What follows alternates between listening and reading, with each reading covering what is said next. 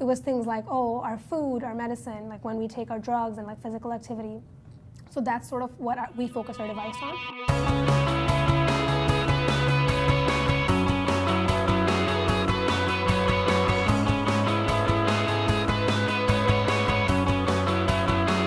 Because it's a band, it's with you all the time. Think of it in the sense that you're out there, if you're alone, the band connects you back to everyone else.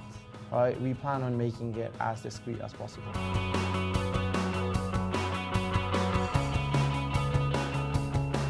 Platform that people will be comfortable enough to wear and researchers would be comfortable enough to trust.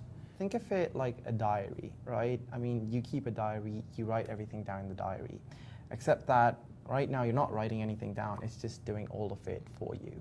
It's writing down what you're feeling, it's writing down your heart rate, it's writing down your stress levels, it's writing down your physical activity, it's writing down the drugs you take, it's writing down the food you've eaten, right? You have a log of all the things that can be used.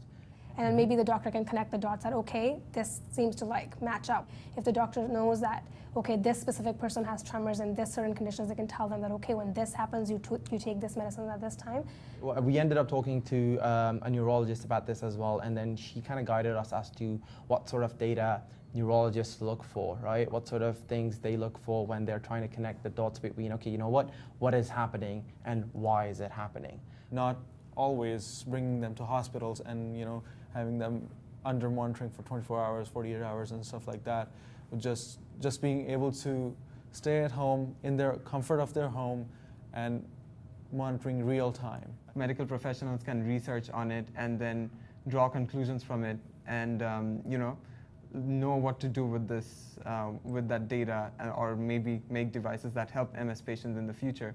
So at the end of this project, we want the medical professionals to have like those effective tools to make further progress in this field. Someone who needs a lot of data to get a particular conclusion for MS itself.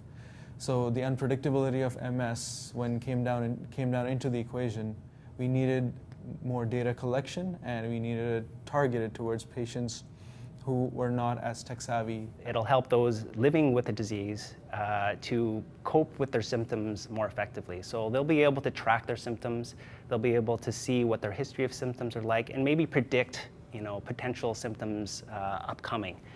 The other thing I think that's very useful is to allow a window into the symptoms of a person living with MS, not just for their users themselves, but for their clinicians and researchers as well. Manage treatment strategies, also develop new strategies or optimize current strategies to help not just people living or using the app, but potentially people that aren't using the app as well, so the wider MS community. Now we're focusing mainly on the patient and the healthcare interaction part, but definitely if we get to that part, we'll focus more on the data as well, and there's like a lot of other things that hopefully we'll get to do.